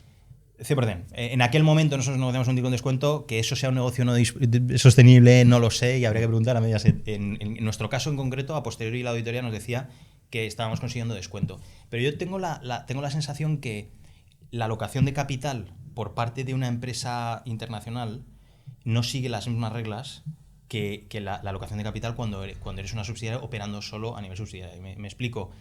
Si tú tienes que repartir un budget anual y estás en 10 países, todos los países te van a pedir de comer. Te van a decir, oye, dame más budget de marketing, ¿no? Y al final tienes que seguir una regla de ROI de cada euro que inviertes, ¿no? Que era la situación que se enfrentaba Just Eat, especialmente si es una empresa cotizada. Esa es otra lógica muy diferente aquí. Entonces, por tanto, que nosotros invirtiéramos X no necesariamente quería decir que ellos pudieran invertir X, porque ellos están compitiendo con su resto de países. Nosotros no competimos con nadie. Es nuestro... Entonces, en ese sentido, nosotros sobreinvertimos y les pasamos por la derecha, y ellos no tenían... La única solución que tenían realmente en su momento, y hablamos con el CEO, es que tengo que comprar a esta gente. Porque claro, vosotros tenéis solo una bala, ¿no? Just Eat tenía varias balas, estaba más diversificado. Vosotros tenéis ahí todo... Oye, yo tengo una pregunta que te hubiera hecho cuando vi el anuncio de la venta, que es, ¿tú ya lo sabías? O sea, ¿tú ya ibas para este camino de la venta en el momento en que en 2014 haces este all-in tan agresivo en televisión? O sea, ¿tú lo estás pensando que esto lo vas a vender? Cuando empezamos a hacer inversión en televisión, no. Desde luego que no. Y de hecho nosotros veníamos un poco más con la mentalidad anterior de empresario, de esto me quedo a largo plazo, etc. Según vas entendiendo las reglas de este juego y vas viendo que esta inversión en televisión estaba funcionando y que hay un montón de gente interesada para comprar, pues ya empiezas a meter en la ecuación esa componente. Es decir, oye, Porque entonces ya no estás optimizando para el CAC to Lifetime Value, para este tipo de métricas, sino que estás optimizando para la valoración. El múltiplo. de alguna manera, cuanto más inviertes, más daño haces, más estratégico te vuelves y más vales. Y más loco. Y más loco, más arriesgado, ¿te refieres? Sí. Correcto. No puede entrar en un momento de... No, fue extremadamente arriesgado. Yo creo que al final emprender muchas veces va en el 10% de los casos, a hacer cosas que no parecen en apariencia muy racionales y desde luego no siendo el playbook. Pero claro, tienes que hacerlo en el 10-20% de los casos. El otro 80% tienes que seguir un cierto playbook y una serie de cosas, ¿no? Pero esas apuestas extremadamente arriesgadas para mí forman parte del éxito de muchas startups. De decir, oye, esto en teoría no tiene sentido. Ya, pero es que nosotros lo vamos a hacer en contra, vamos a decir, del playbook, ¿no? Y si veíais la proyección de cash flow de aquel momento, si no hubiera entrado la venta, había un momento en que os quedabais sin pasta. Con un modelo tan agresivo de captación. Nos quedamos sin dinero entre la firma del term sheet y el SPA. Tuvimos que pedir dinero a Bridge, eso. Al comprador. No se lo pedimos al comprador, se lo a los pedimos socios. a un socio. Aún- Los bancos no nos lo querían dar, a pesar de que teníamos claro. firmada la... No, porque si se cae la operación, eso no te lo devuelve nadie. El socio, como ya palmaba, dice, voy a salvarlo, ¿no? Tal cual. Sí, sí. Realmente a ese socio le salía muy bien. Pues, fue un poquito más y multiplicó por 20. Pero sí, o sea, fuimos muy al límite, tomando muchos riesgos. Y de alguna manera yo creo que con la confianza de que tenía sentido en el tablero de ajedrez, teníamos mucho sentido. O sea, éramos un mercado extremadamente apetecible para muchos. Cuando luego se produce la venta y se han vuelto locos. Digo, no se han vuelto locos, estaban viendo lo que iba Era a venir. como estaba en el mercado en el momento. Pero este proceso de roadshow para ir a ver competidores, ¿se empieza con un competidor que os llama? ¿Just Eat os llama primero o vosotros lo llamáis allá? No, nosotros estábamos operando, no queríamos vender. ¿Estáis ahí tan tranquilos? Os llama Just Eat. Claro, dices, ostras, estos nos están pasando por la derecha, vamos a hablar. Has dicho que había 5 haciendo cola. Sí. Estaban los ingleses, Just Eat. 2 alemanes, o sea, Just Eat, Delivery Hero. Delivery Hero y un holandés que es Takeaway, que ahora luego se fusionó fusionó con con Just Eat. Delivery Hero, Just Eat y... Takeaway y Take It Easy. No, Takeaway se fusionó con Just Eat. Y Take It Easy es otro, ¿no? Sí, pero eso fue Esto muy fue pequeñito, muy al principio. Ah, vale. Fue una especie de Deliveroo de los inicios. Ah, vale. No, y luego estaba la gente de Rocket que quería salir, o sea, tanto Niklas, el CEO de Delivery Hero, como Oliver Sandwer, el de Rocket, ambos querían hacer una salida a bolsa un año más tarde y fueron 2 de los Y había Foodpanda, Foodora, había mucha gente. Foodpanda era la versión, digamos, sin logística de Rocket Internet y Foodora la versión logística de Rocket Internet. O sea, digamos, la versión Just Eat versus la versión Deliveroo, si quieres. Entonces ellos tenían 2 empresas, luego estaba Delivery Hero, Just Eat y Takeaway. Pero, ¿y os llaman a la vez? No. O sea, hay un momento cuando os llama Just Eat, vosotros llamáis Exacto. a los otros. Y decís, Así oye, es. he recibido una llamada. Correcto. Oye, resulta que hay gente interesada en comprarnos, estáis interesados. ¿Y este proceso os asesoráis con algún banker o lo hacéis vosotros de forma intuitiva? Mayoritariamente nosotros. En un momento dado hay más un broker si quieres, pero fundamentalmente nosotros. Entonces llamáis a todo el mundo. Sí, bueno, justamente teníamos ofertas, nos llegan ofertas directas de 2 y luego hay un broker que nos consigue otras 2. 2 o 3. No sé cuántas eran. Pero la de Rocket, ¿la conseguiste tú o el broker? Nos llama directamente, me llaman a mí directamente. O sea, la que nos compra finalmente nos llaman directamente. Porque los conocíamos de antes. Y le pagas al broker igualmente. Que jode, ¿no? Díselo a los socios. Oye, y ahora que ya ha pasado tanto tiempo y tal, o sea, ¿cuáles eran las ofertas? ¿Eran muy diferentes? Bueno, la primera empezó en 15 o 20. O sea, facturando 4 o 5, ¿no? Estamos hablando de 4 veces facturación. La Sí. primera oferta. Más o menos, aprox. ¿Y 15 ya era una oferta de venta para ti? ¿Hubieras vendido a 15? No. Yo creo que nadie hubiera querido vender No. esa. O más bien 20, es que depende lo O típico. sea, era básicamente la valoración de la última ronda. Más o menos, aprox. Lo que pasa Que que para no- ti tenía mucho sentido, para el último que había invertido, para Mediaset, que había vendido los GRPs, no tenía tanto sentido. Bueno, ese todavía porque había vendido GRPs.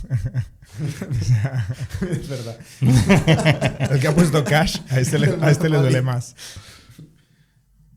Pero, exacto. o sea, hay que recordar que os estabais quedando sin dinero siempre, ¿eh? Que eso afecta a la decisión. 100%. O sea, tú no tenías un escenario de yo sigo aquí tan tranquilo ejecutando, si estás siempre con el agua al cuello. Que aquí hay mucha gente que dice, coge la oferta. Claro, bueno, En este escenario, hay mucha presión. claro. Porque el cero lo tienes cerca. Exacto, no, y por eso de nuevo fue muy, muy, muy arriesgado también tensar la cuerda. Pero cuando vas viendo varias ofertas y tal, vale la pena tensar, ¿no? Sí. ¿Cuál era el... A posteriori, desde luego. Sí, a tu posteriori seguro. Siempre. Y el run rate, en aquel momento, el ban rate que teníais, mensualmente, no, ¿cuánto quemabais? No me acuerdo, y dependía de la época. Lo hacíamos tele en temporada alta. El delivery tiene cierta estacionalidad, en verano, por ejemplo, está muy muerto. Entonces no me acuerdo ahora. Pero vamos, bastantes cientos de miles de Brown, diría. O sea, cada día que pasaba. Claro, Sí. más cerca del cero. Entonces, la segunda oferta, la primera de 20 millones. ¿Cómo fue? Y luego hay subiendo a varias, las no me acuerdo 80? las cifras exactas, pero todo pasa en un mes, o sea que fue como ¿Qué mes, no? Fue un mes Sí. divertido. súper. Ahí tú lo dejas todo y te pones solo a vender. Y quizá director financiero y alguien más también. Estábamos, sí, exacto. Era dentro de la empresa, no se conocía. Evidentemente Íñigo lo sabía, evidentemente. ¿Y no te lo veían en la cara? Espero que no lo sé. Yo creo que no, porque luego dos o tres y teníamos que hacer efectivamente todo el proceso de negociación y las due diligence en paralelo, porque empezamos varias. Veían gente que entraba en la oficina. No, eso no. No, Continuamente. no éramos tan. O sea, eso no.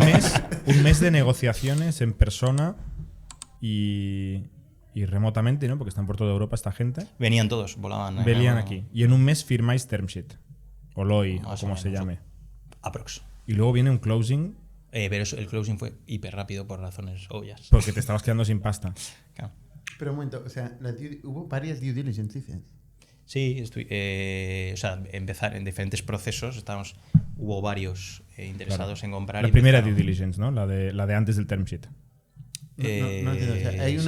una LOI, ¿no? El proceso es, hay una LOI y luego hay un contrato de compra. Hay una due diligence antes también, ¿eh? Antes de la LOI hay una due diligence también. ¿Sí? Sí, y luego se solaparon un poco. Vamos a dejarlo ahí. Eso es muy interesante. ¿eh? Sí. Esto sería muy interesante explicar. Eso lo contamos luego. Es la clave de todo. O sea, tú dijiste seguramente que sí a varias gente a la vez. Más o menos. O sea, al final hubo varios procesos que corrieron un poco a ratos un pelín en paralelo. Hubo que hacer varias veces el mismo trabajo, vamos a decir. O sea, se cayó alguien. Sí, se cayó de manera forzada. Vamos a decir. Vale. Y la diferencia entre la primera oferta, la de 80, ¿era 83 millones? 80 y algo, sí. 80 y algo. ¿A la segunda? No había tanta, o sea, No había había una tanta. cierta diferencia. Fue más o menos, hubo 4 y de hecho hubo una oferta el día del notario por encima del esto, pero ya era demasiado El tensa día la del cuerda. notario. Hostia. La noche antes. Ibais a firmar. fuerte. ¿Y la noche antes? ¿De cuánto era?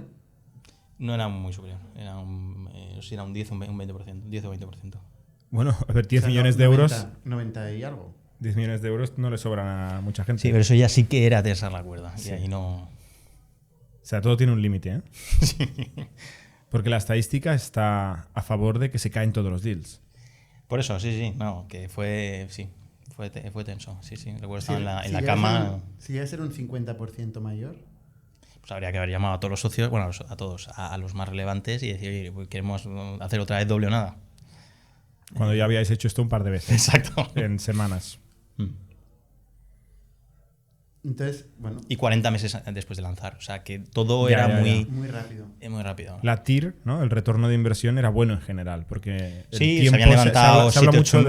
de los múltiplos, pero se habla poco de la escala de tiempo. En vuestro caso, la escala de tiempo iba a vuestro favor. Y si calculas, o sea, se levantaron 7-8 millones en total, si calculas cuándo entró todo ese, el 80% de ese dinero entró de media 7 meses antes. Entonces la TIR es salvaje. Y Claro. multiplicó por 3 o 4 en medio año. En 6 meses hizo 4x. Claro. el último, digamos, pero Sí. la TIR es salvaje, claro. Sí. Y el valor creado, que también hubo alguna crítica y algún tema, me hacía gracia, digo, oye, el dinero, valor creado, que es al final lo que se paga menos lo que se ha invertido, fue muy relevante, Claro. que eso va en gran medida a generar riqueza en el país, en el ecosistema, etcétera, que es un impacto positivo, ¿no? Y hubo algún caso, me acuerdo, de prensa, en plan, con un tono negativo, y digo, joder, no sé dónde veis la parte negativa, ¿no? Bueno, la gente luego analizó que este negocio se fue vendiendo y al final acabó en nada. Se acabó vendiendo por nada. Eso es lo que hubo un periodista que hizo una matemática muy cuestionable. Básicamente lo que hizo fue dividir, que lo he contado solo una vez o dos en público, yo creo. Lo que hizo fue dividir lo que hace Just Eat, o sea, el comprador natural era Just Eat porque era con el que generaba todas las sinergias, ¿no? Y entonces se mete Rocket, lo compra, lo trata de operar para sacarlo a bolsa. Finalmente Rocket invierte en Delivery Hero y dice, ya no salgo yo a bolsa. Si ya he metido 500 millones en Delivery Hero, ya no salgo a bolsa. Entonces mi proyecto de salida a bolsa ya no lo voy a hacer. Vende los activos que tenía, que había comprado A Just Eat. y a otros. Entonces, Just Eat, en el informe, tienen que reportar, en una empresa cotizada, tienen que reportar todos los trimestres.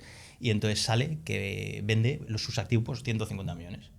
Y entonces llega el periodista y dice, bueno, si 150 millones es Brasil, España y Italia o no sé qué, pues lo divido por 3 o por 4, si son 4 países, y además como España tiene menos población que Brasil, pues le quito un descuento tal, me sale no sé cuánto número, creo que dijo 20. Y hablé por teléfono con él y me dijo, hombre, es que España tiene menos gente que Brasil y son 4 países, pues es el valor de España. Y el número sale de ahí, de esa matemática. Entonces, Pero tú cuando hablas por teléfono le dices, tío, pero... No, me manda a tomar por saco. Dice, voy a publicarlo y ya está. Y digo, hombre, tú verás, primero, no me has llamado para contestar esto. Y segundo, te estoy diciendo que te lo estás inventando. Y el tío se lo inventa, el titular le quedó muy bien, generó un montón de visitas, pero no era falso, de toda falsedad, y el origen de la información era esa. Entonces, y encima no tiene en cuenta que hay un spin-off de la parte logística que tenía un valor muy importante para el comprador, y que lo utiliza en el resto del mundo. Entonces es como, tío, te lo has inventado. Pero bueno. Y entonces ellos lo que hacen es venderlo a Just Eat. Y luego Just Eat lo que quería es reducir competencia en su modelo, digamos, de primera generación, ¿no? Se queda con una cuota de mercado 80-90%. ¿Qué pasa? La mala suerte que llega Globo con el modelo de las motos, hace muy buen trabajo y empieza a comer cuota de mercado porque Just Eat no quería hacer el modelo de las motos, estaba tratando de resistirse todo lo que podía, ¿no? Y entonces le comen, a nivel mundial, le comen toda la cuota de mercado porque no querían hacerlo de las motos porque es un negocio que no es tan bueno como el otro. Pero no queda otra si resulta que la gente te está robando cuota de mercado haciendo eso. Y de ahí viene que Just Eat luego pues, no haya ido todo. En aquel momento era líder indiscutible. Lo que pasa es que pierde ese tren, ¿no? Y esa fue la historia, entonces. De ahí a lo que se cuenta. Que en España la gente tenga que encontrar siempre este tipo de cosas cuando a alguien le va bien, o sea que no... No lo sé. Que no se celebre el éxito. Sí, no se celebra. Yo tampoco celebro mucho y debería celebrar más, pero yo en España no se celebra, efectivamente. ¿No celebraste la venta esta? Menos de lo que deberíamos, mucho menos de lo que deberíamos. Lo he hablado con mi socio Íñigo. La verdad es que no celebramos casi nada. ¿Qué hicisteis? Prácticamente nada. Cenar. Una cena en un kebab. A domicilio, ¿no? Un globo. No, pero sí, es cierto, es algo cultural, yo creo. No celebramos, no sé. Oye, hablando de noticias así curiosas, también hubo una en un momento dado que era la guerra de pegatinas. ¿Podemos hacer doble clic en la guerra de pegatinas? Eso fue posterior a mi salida, mediados del 15. Y... O sea, ahí la nevera roja existe, ¿sí? Y es una subsidiaria de Rocket Internet. Pero Correcto. Sigue operando en España durante el tiempo. Bueno, realmente no es 100% subsidiaria de Rocket Internet, pero bueno, está controlada de alguna forma por Rocket Internet y los Amware. Entonces, primera mitad del 15 se contrata un CEO, otro CEO, y entonces esa guerra existía, ¿no? Y en un momento dado, pues nosotros habíamos sido bastante poco agresivos en ese sentido y se decide ser más agresivo. Entonces, pero Just Eat venía de ser súper agresivo en eso. O sea, básicamente la cuestión era quitar pegatinas al otro y tal. Era por la calle ir quitando la pegatina. Ya en los restaurantes. En los restaurantes ponerla de la nevera roja, luego te quitaban la pegatina. Tal cual. Nosotros era una cosa que no hacíamos nunca y era como, tío, esto no es fair play. Pero me consta que Just Eat sí lo hacía y yo alguna vez se lo dije al CEO. Y creo que a principios del 15 yo ya no estaba de CEO pues se cambia la estrategia a ser igual de agresivos que ellos. Y Si lo hacía, había una política, había un Notion Sí. de la época que decía, oye, hay Notion no existía. que quitar la pegatina del... Hostia, ¿en serio? sí, era su playbook porque es cierto que era una herramienta de marketing muy efectiva. Entonces, digo, oye, si no solo voy a poner mi pegatina, sino que voy a quitarle la competencia. Era su playbook y lo hacían así. Y yo alguna vez se lo dije a Jerome, que era el CEO de la época. De Justy. Eso, sí, El hacían CEO de eso Just Eat. y hacían una cosa muy fea también, que era el famoso brand bidding, que nos gastamos un dineral para proteger nuestra marca O sea, en Google. SEM. En Google, sí, básicamente. Google está encantada de estos problemas. Está encantado. Claro. Sí, no. Ellos pujaban salvajadas de dinero por la marca de la nevera roja, porque nuestra marca era más potente que la suya, para robarnos tráfico. Le decíamos, oye, eso tampoco es fair. Pues lo de las pegatinas y el brand bidding lo hacían a saco. ¿Y qué te dice el competidor directo? Te dice, buena suerte. Y claro, te fastidias Claro. porque piensa que te va a ahogar. Hombre, un favor no te va a hacer. Exacto.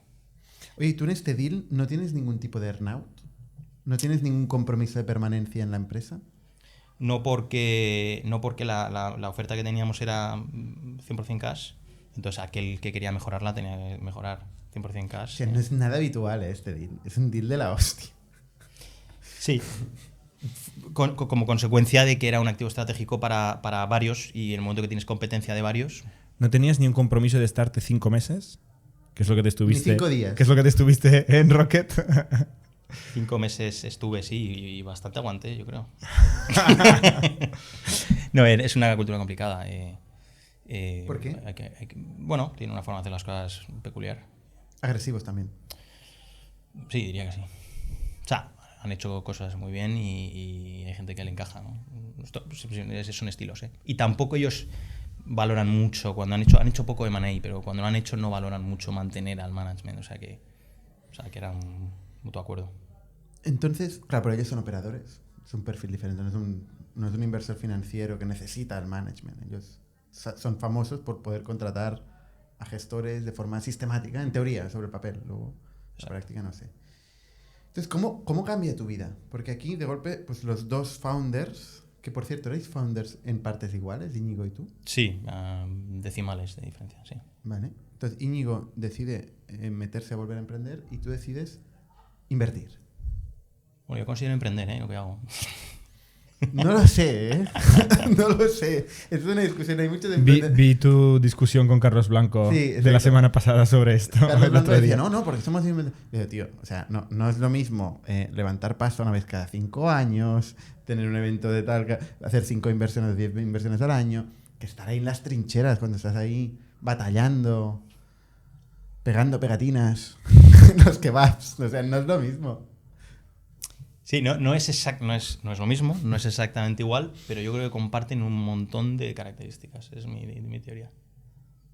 Y también depende cómo lo hagas. Y de hecho, a lo mejor un poco va también en lo que es el corazón de Samipata, que es para que los que no lo conozcan, es el fondo que fundamos al vender la nevera roja. En el corazón de Samipata es que de alguna manera el ADN es un ADN emprendedor, un ADN en el que tratamos de aportar valor más allá de capital, ¿no? Que esto es algo que se dice mucho.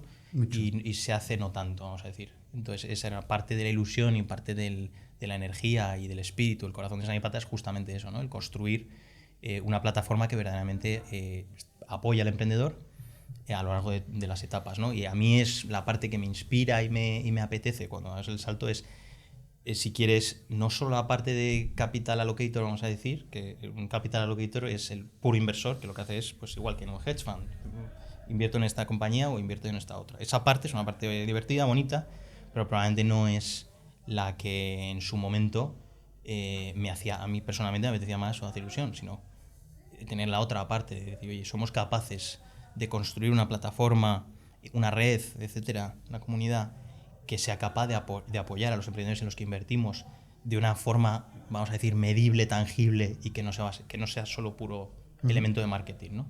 Y así surge, ¿no? ¿Y cómo cambia tu vida cuando pasas de 2013 de ser un emprendedor que está empezando con un net worth de 10.000 euros a 2015 20, 30 millones de euros? No sé, por decir un número al azar. O sea, ¿cómo cambia tu vida? ¿Qué pasa los siguientes 12 meses después de este evento? Pues si te digo la verdad, cambia muy, muy poco. el mayor cambio es que 9 meses más tarde de vender la nevera roja tuvimos a nuestra primera hija. 9 meses, ¿eh? Vale. Ese es el... O sea, sí que celebraste la venta. Y la primera de 5, porque ya tenemos 5 niñas. Ostras. Y ese ha sido Niñas, las 5, ¿eh? de las niñas, de los 5 niños. Las 5 niñas, sí. Y ese es el principal cambio, realmente. Por lo demás, la verdad es que no considero que haya cambiado mucho y, de hecho, las motivaciones de drivers y la forma de abordar los problemas, etcétera, yo por eso creo que comparte mucho con el ser un emprendedor. Ser un emprendedor que me monta una gestora con un poco el ADN y el espíritu de Samipata, creo que comparte muchas cosas con un emprendedor. Entonces, por eso digo, ahora estoy de acuerdo contigo que el perfil de riesgo puede ser diferente, porque está más diversificado, los ciclos de fundraising son diferentes, etcétera, ¿no? Pero comparte muchas cosas. Los momentos de verdad son... O sea, realmente donde realmente añades valor son momentos muy clave. No es estar cada día ahí entregando valor, añadiendo valor.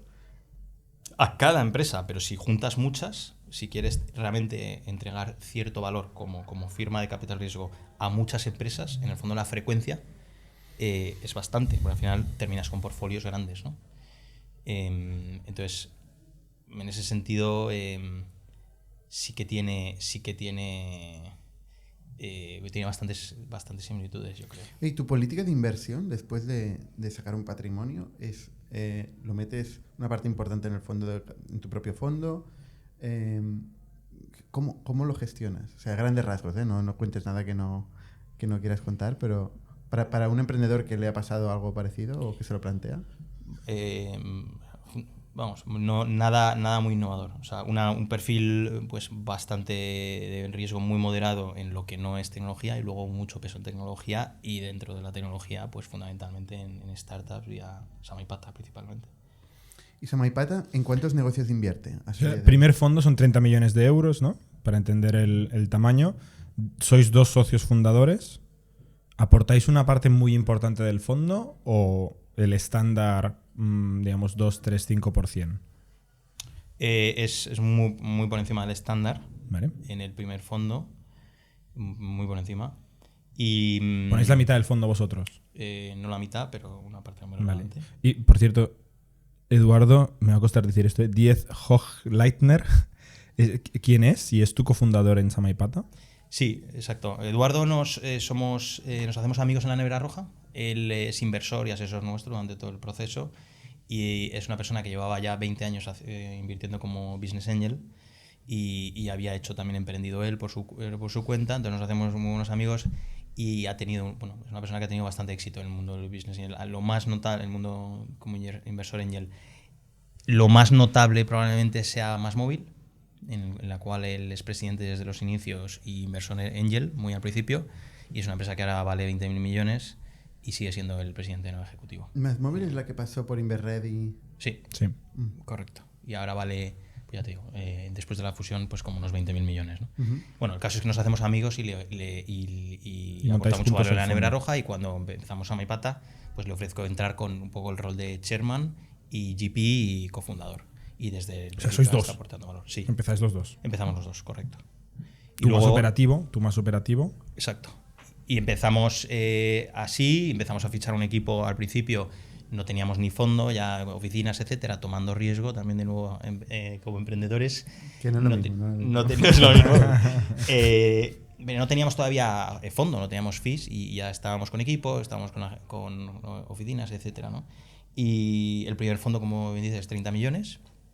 Al principio, no empezamos con 30, evidentemente, lo vas levantando. Llegamos a 30 millones con el fondo del 2016 y luego en el segundo fondo son 110 millones, que hacemos una tesis bastante parecida en etapas un poquito más avanzadas, ¿no?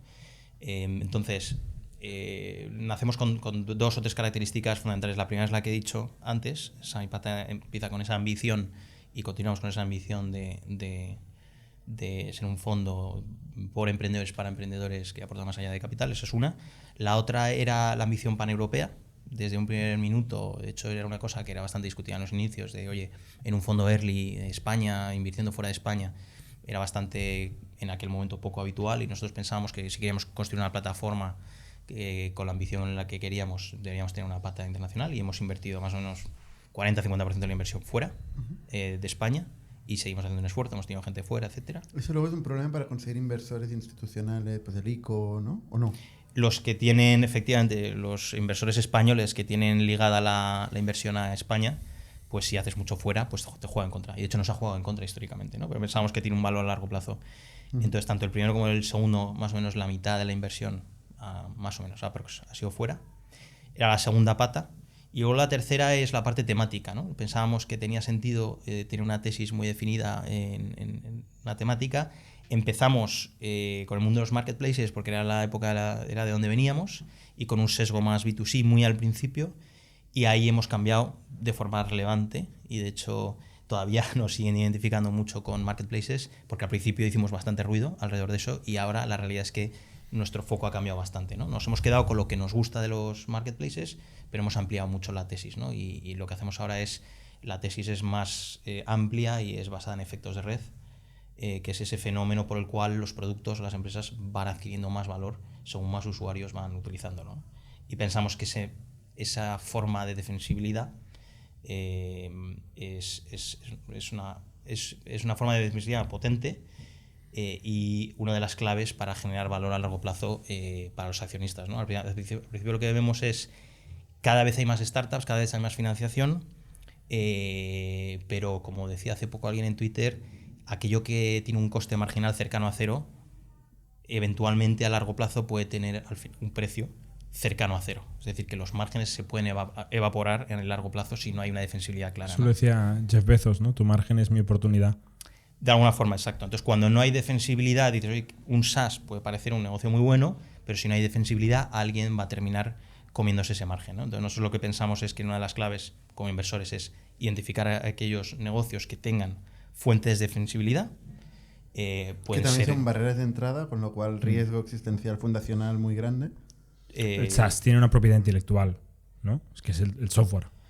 Tienes IP, puede ser una, propiedad intelectual puede ser una barrera de entrada, la marca puede ser otra, costes de cambio, cuando tienes típico ERP que está muy integrado, costes de cambio, y luego efectos de red. Los efectos de red lo que te permiten es defenderte simplemente porque hay más uso y tu producto es mejor por el hecho de que haya más usos, más usuarios, ¿no? Entonces, identificar estos modelos que a escala pueden tener estos efectos de red como fuente de visibilidad, pues pensamos que es una tesis que puede generar retornos por encima de la media, ¿no? Y es un poco lo que nos hemos ido basando y esto ha amplificado mucho nuestra tesis. Al principio era marketplaces y a los 2-3 años nos dimos cuenta que teníamos que cambiar un poco ampliarla, ¿no? Que es compatible, pero ahora es más amplia, ¿no? Para entender el negocio del fondo 1, 30 millones de euros, 2016, ¿no? Llevamos 7 años ahora. ¿En qué punto está ese fondo? ¿Se ha invertido todo? Sí, ¿Se ha empezado a devolver?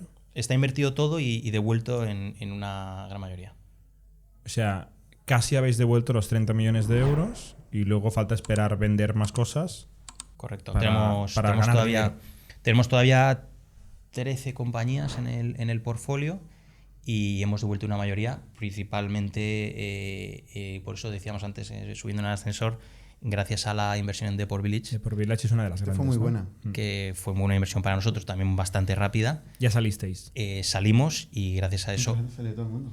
Exacto. Gracias a eso en dinero, o sea, en los fondos siempre tienes la parte de dinero, que es el DPI, y luego la parte de papel, ¿no? En papel tenemos inversiones que tienen muy buena pinta y pensamos que nos van a dar mucho retorno. ¿Cuál es? Tenemos ahora mismo la mayoría de las grandes, digamos, fuera de España, 2 en París y 2 en Londres, que aquí no son muy conocidas, digamos de las de más de papel, si quieres, ¿no? Que todavía no hemos vendido. Y Deport Village ha sido la que nos ha permitido devolver ya una parte relevante. Es una empresa en la que invertimos cuando vendían 5 o 6 millones de euros, justo después de la nevera roja, fue nuestra primera inversión en esa pata, y cuando vendemos está cerca de los 200 millones de ventas. Y pasan 5 años y consumiendo muy poquito capital. Por lo tanto... Esto es de esta de París. ¿Perdón? Esta empresa francesa. No, esto es de Deport Village. No. Deport Village, sí, Deport Village ya ha estado aquí. Hemos contado la historia. Sí. Pues nosotros entramos justo con Xavier, justo al empezar Sanaipata, Y de hecho lo que le propongo a Xavi en su momento fue una historia parecida a la de la nevera roja. Y de hecho se ejecutó con bastante similitud. En el sentido de que hubo también Media for Equity, trajimos a Mediaset, etcétera, etcétera, ¿no? Lo explicó, sí. ¿TPPI, DPI? ¿Lo compartís o es...? Bueno, métricas que no se comparten. DPI menos de 1, pero acercándose, ¿no? Correcto. Exacto, que esa es la... ¿Dónde te el gustaría dinero devuelto. llevarlo? ¿Cuál es el objetivo de DPI? El plan del... No, bueno, que al final la parte de distribuida que llamas en cash y la parte de papel, pues al final tienen que converger, ¿no? Y nuestro objetivo es llegar a las 3 veces neto. 3 veces de euros al bolsillo para los del inversor en el inversores. fondo, ¿eh? Y Después de pensamos- pagar los fees y después de Sí, todo. exacto. Y creemos... Es difícil, ¿eh? 3 veces Sí. cash. Pero en 10 años, ¿no? O en- Algo menos. Nosotros pensamos que en los próximos 2 o 3 años deberíamos estar en ese entorno. O sea, estamos on track para eso. Por lo tanto, el fondo 1 creemos que va a ser un buen fondo. Hablando de on-track, ¿invertisteis en on-track? Sí. Hablando de un track. Muy bien colada. Invertisteis ahí, ¿no? Que es la empresa que hizo tu socio, ¿no? Correcto, Íñigo. Íñigo. Sí. Invertimos efectivamente muy al principio. De hecho... Y supongo que Íñigo invirtió en Somaipap. Sí. En Somaipap, ¿no? Correcto. Sí. Y de hecho seguimos colaborando mucho. Íñigo, sí, y entonces invertimos como en la ronda Angel. Vale. Y luego ha crecido, ¿no? Ha habido varios fondos más, ¿no? Después del de 30 o uno más. Uno más de 110 o 120 110, sí, correcto. de 2020.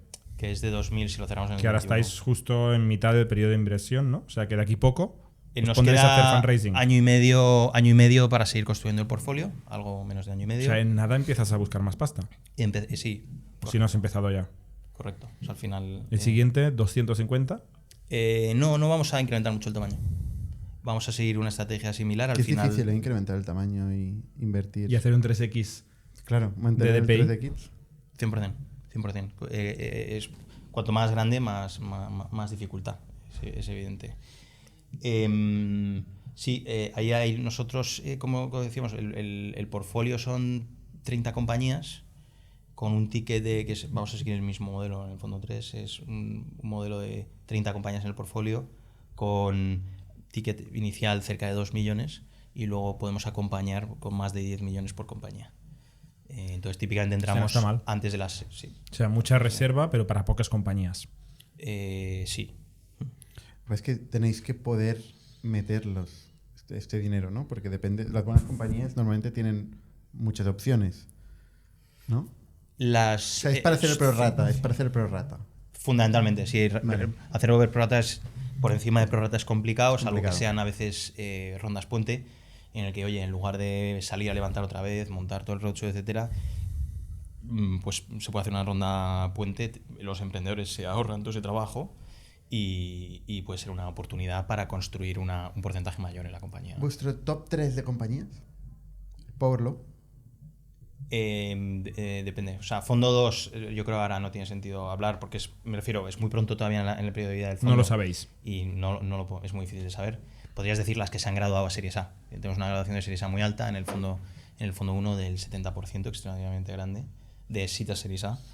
Y en el 2 tiene pinta que va a estar por encima del 50%. La media del mercado es en el entorno del 25%. Entonces dices, bueno, las que se han graduado son el top, ¿no? Del fondo 2. Pero más allá de eso no podrías decir. En el 3 sí, perdón, en el 1 claramente. El 3, ¿eh? En Que te el has 3 escapado ya. Que estás haciendo fundraising. Estoy aquí. Lo peta. En el 1 hemos hablado de Deport Village. Luego mencionaría Matera, es una empresa que va a hacer este año que entra 20 millones de ARR. Ahí lideramos la SEED, Index lideró la Series A y Mubadala la B. Y va a estar en break-even el año que viene y tiene muy buena pinta en París. Y ahí somos el segundo inversor. Fuimos muy fuerte muy al principio y tiene muy buena pinta. Y luego tenemos otra más en París, Claris, que es de e-procurement, es un SaaS para Enterprise que tiene buena pinta y otras dos en Londres. Una de Legal Tech y una de... ¿Cuál es la defensibilidad en un SaaS de Procurement Enterprise, por ejemplo? ¿No? Con lo que decías tú antes. 100%. Ese es un caso muy, muy interesante a mí, que me apasiona. Pues ahí realmente, en el fondo, de hecho, esta empresa empezó como un marketplace, con los efectos de red de los marketplaces, y se ha migrado a un modelo de Enterprise SaaS, pero con los mismos efectos de red, pero con unos economics muy O diferentes. sea, Esto lo monetizan... han hecho muchos marketplaces, ¿eh? Sí. El SaaS Enabled. B2, exacto, los B2B. Sí, ese palabra, SaaS Enabled Marketplace, se puso muy de moda. O sea, monetizan por B2B SaaS, pero su propuesta de valor incluye un marketplace. No hay una parte de discovery, sino solo la parte de software, ¿no? Por tanto, no estás, tu comisión no es variable y no estás cobrando por el discovery. Estás onboardeando los pero das clientes. el servicio de catálogo también, de mercado. Exacto. O sea, al final lo que estás es haces el onboarding de tus propios proveedores. Por ejemplo, en el caso de esto es para comida fresca, ¿no? Entonces, tú imagínate que Carrefour tiene 500 proveedores. Vale. Pues haces el onboarding en la plataforma de los 500 proveedores. Vale. Y resulta que esos proveedores luego van a poder dar servicio a otros retailers, a otros supermercados. Por lo tanto, ahí tienes un efecto de red muy interesante, ¿no? Ahora, no cobras por el discovery porque son tus propios clientes los que estás onboardando. Entonces, los take rates suelen ser muy pequeños, más cercanos a pagos, ¿no? O sea, no monetizas con una comisión, pero si calculas el dinero que monetizas sobre el dinero transaccionado, te salen, vamos a decir, porcentajes equivalentes más cercanos al mundo de los pagos, ¿no? 1 o 2%, ¿no? Pero claro, si estás monetizando 1 billón, que es el caso, pues estás generando ya unos niveles de ARR muy interesantes y no transaccional, que como sabéis los modelos transaccionales pues normalmente cotizan o están valorados a un descuento salvaje respecto a los no transaccionales, ¿no? Cuando tienes un ingreso recurrente firmado fijo de suscripción, pues sueles tener unas valoraciones más interesantes que cuando estás un poco... pero cambia, todo cambia, ¿eh? Esto va a modas. O sea, al final Sí. hay que pensar qué es lo que es un negocio. Desde mi punto de vista, ¿eh? ¿Qué tiene sentido y qué es un buen negocio a largo plazo, ¿no? Yo creo que los modelos transaccionales han sido penalizados, pero también vuelven. Y si realmente tienes repetitividad, tienes tu marca, tienes defensibilidad y generas margen, y eres capaz de generar margen a largo plazo, ¿qué importa lo que hoy se valora en el mercado, ¿no? No sé, Bueno, esa es mi sí, forma no, de- es una reflexión interesante, pero ahí se estaría, o sea, de alguna manera estás pensando que hay una cierta irracionalidad o ineficiencia desde el lado del mercado, que podría ser... ¿Financiero? Total. Financiero. A corto plazo, totalmente. Los hay, sí. En este caso yo creo que hay ciertas razones, y podría el ejemplo de el concepto de que a nosotros nos gusta mucho hablar es de cuota de cartera, no sé cómo decir, share of wallet, Share ¿no? of wallet. Entonces, en los B2B marketplaces, uno de los grandes problemas históricos que ha habido es que cuando monetizan en una comisión y son transaccionales, tienden a no tener el 100% del share of wallet. ¿Por qué? Porque si puedo hacer transacciones por fuera y me ahorro el take rate, fenomenal, ¿no? Entonces, típicamente los modelos de suscripción que no son transaccionales tienden a llegar a share of wallet del 100%, lo que hace que la retención a largo plazo sea mayor, stickiness, etcétera, ¿no? Entonces, ahí... Y luego, por supuesto, la seasonality se la come, no se la come la plataforma, se la come entonces, la estacionalidad me refiero. Entonces, hay ciertas razones, ¿no? Última pregunta. ¿Mejor emprendedor de la historia para ti? ¿O que más te ha influido? ¿Conocido o no conocido? ¿Qué más me ha influido? Probablemente mi abuelo. Diría que sí. ¿Qué hacía tu abuelo? Una empresa de pescado congelado. Pesca de congelado. O sea, ¿En Madrid? Pescado congelado. En Madrid no. En Madrid no. Te preguntaba, y me has dicho que eras de Madrid, pero has No. dicho que eras medio gallego. Exacto. Vale, o sea, en Galicia. Exacto. Mi parte de mi familia es de Galicia. La mitad. La parte de mi Y madre. el pescador estaba en Galicia. Correcto. Sí. Empresario de la pesca. Pescado congelado, sí. Muy bien. Oye, pues muchísimas gracias por Un placer. contarnos tu historia. Un Es placer. increíble. Me lo he pasado muy bien. Gracias a vosotros por invitarme. Y un placer también estar aquí por Barcelona. Que le estaba comentando antes a Bernat que me he equivocado completamente con la ropa y me he traído ropa. Qué casualidad. ¿eh? El bañador, te has traído bañador. No, una cazadora del que en Madrid hace un frío ahora. Muy bien, pues muchas gracias y hasta la semana que viene. Somos un ecosistema de startups tech de Barcelona, creadores de Camalún, Kipu y Factorial, entre otras. Ofrecemos más de 5.000 metros cuadrados de coworking a startups y organizamos eventos diarios para discutir negocio y tecnología hasta la saciedad. Desde ITNIC Fund invertimos en equipos con capacidad de construir grandes productos y negocios. ¡Te esperamos!